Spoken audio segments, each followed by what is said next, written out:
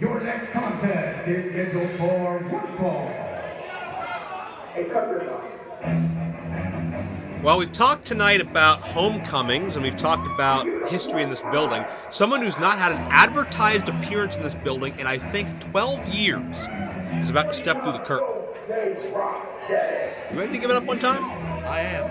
Daddy. Introducing first from the west side of Cleveland, weighing in at 224 pounds, the self-proclaimed King of Cleveland and the Big Daddy of Destruction. Give it up one time for J-Rocc. You and I have both known J-Rocc for well over a decade, and as much as it's hard to give the devil his due when the devil doesn't stop running his mouth about himself, I will say that J-Rocc is in the best shape I've ever seen him. Absolutely. And not only that, but he seems more confident than ever. I didn't know that was possible. Oh, and he's going to talk. Great. Yes!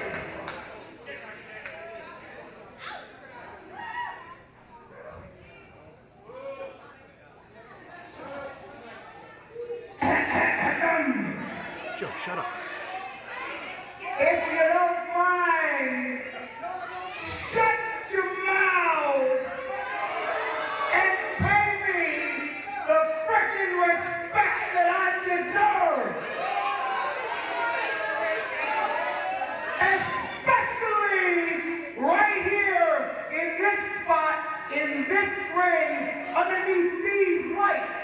Because here in Turner's Hall, for those of you that don't know, the list of cats who looked up at these lights when they stepped in the ring with me is a who's who of Cleveland wrestling history.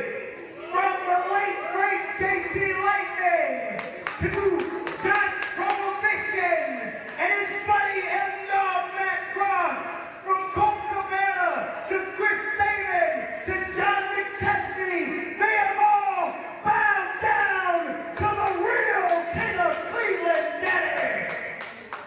And tonight, this young cat coming out of here, listen, he may be good, he may be great, I don't know, but tonight, y'all ain't fixing to find out.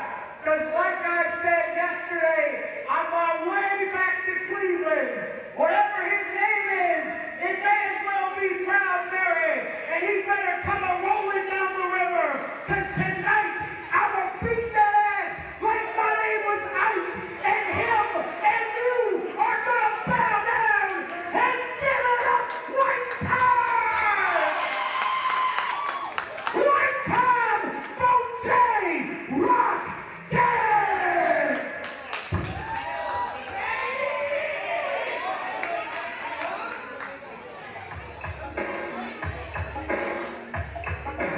J-Rocc is no surprise there, confident, and doesn't give much hope for this guy. And his opponent, weighing in at 205 pounds, the new ugly Edric Everhart. Edric Everhart and his flannel that he's a staple of both he and his tag team partner Ty Cross. They are known as System Elite, and they scored a big upset when they were here in PCW last summer because they defeated Nate Matson and Benjamin Boone in a tag team matchup. They pinned Boone, not Matson. It's the closest thing Matson's had to a blemish on his record yet. And J-Rocc is not going to be the next veteran to be upset by one of the upstarts, as he knows the history of Edric Everhart. He's prepared for Edric Everhart, and J-Rocc and Edric Everhart wasted no time mixing it up. You know, J-Rocc, and I did not see you giving it up, not even one time for J-Rocc, Daddy. So I gave it up twice, once for you, once for me. J-Rocc, the king of Cleveland, you know, for all the flack I give Cleveland, there's one thing that I like about Cleveland, and that is J-Rocc. He is a veteran of this. I've been on many a show with him, and you mentioned it earlier, in the best shape of his career. Oh, wait, 1, 2. Oh, well, that's not... That a little bit off of his game there, right there. But you were almost wrong before you finished your sentence. Well, you're a sentence. How about that, Joe Dombrowski? You know, I asked Edric Everhart, speaking of being a little bit off, as we know him and Ty Cross are, I asked him about the flannel. Oh, jeez. I asked him earlier, I said, you know, after slipping in business card, of course, and talking about some rental properties that I own. Well, it was covered by J-Rocc. I asked him, I said, Edric, who do you pattern yourself after? He said, Arn Anderson. I said, elaborate. And he said, yeah, and walked away. I couldn't get an answer out of the guy. Me and J-Rocc talked right when I got to the building at about 4 o'clock. We just finished up a little bit before the show started, actually. I don't think anything you said happened with you and Edric Everhart. I believe the J-Rocc conversation, because he's the type of person you'd start talking to at 4 and you're not done by 7. I completely agree with that, because J-Rocc sometimes likes to talk about J-Rocc. I'm sure he ran down his entire Wikipedia history in this building and everybody he's defeated, like he almost did for us here live. Well, Joe, in 1998, he took on Tracy Smothers. Please no. Oh, well. J-Rocc has a great record here. Great record in this building. I'm not denying that. And everybody he says he's beaten, he has beaten. That's true. You can look it up. But this is a new company, it's a new beginning, and it's a new crop of talent that J-Rocc has to prove his superiority to. Would you agree with that? I can agree with that, but wouldn't you then agree? Cover here. 2, no hook of the leg, and that's going to stop 3. That other cover attempt. And Edric is having to expend some energy pulling J-Rocc off of him, pushing him off him, I should say. But J-Rocc now pressing the advantage still. You would have to agree, though, that past performance deems current respect, just like with a Nate Matson, just like with a J-Rocc, just like with a lot of individuals. And you may mistake confidence for ego, but when you can back it up, Joe, it's not really ego. I agree with respecting the accomplishments of others, but I don't agree with coming out here and demanding respect from these people over and over again, as Edric now, we give J-Rocc a dose of his own medicine, J-Rocc follows through. And again, there you see J-Rocc's seamless offense. Float over into the cover, 2-0.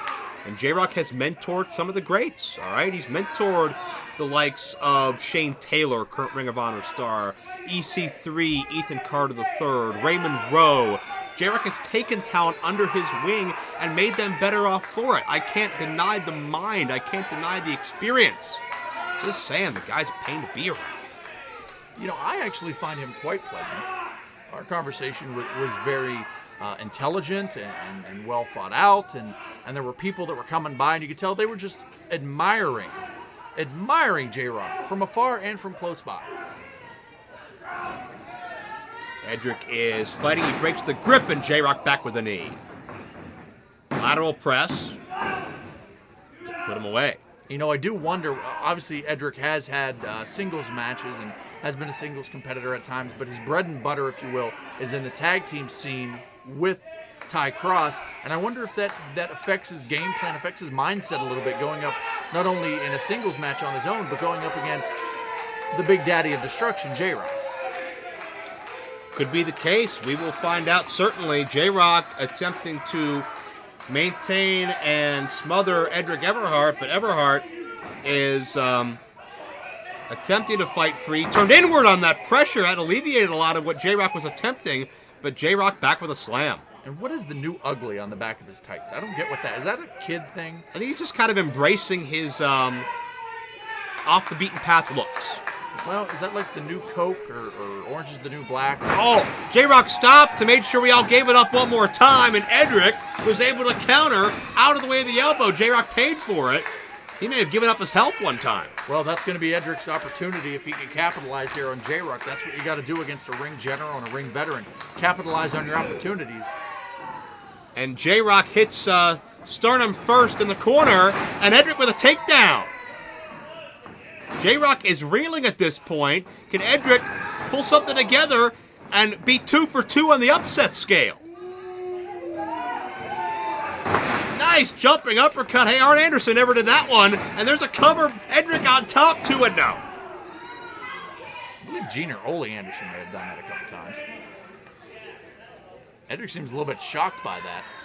You know, you gotta, as I said earlier, you gotta take it to the veteran. You can't really be pandering to the uneducated masses and the ignorance of the people on the other side of the guardrail. You gotta stay to them, and that's what happens when you don't. You're gonna get taken over by J-Rocc.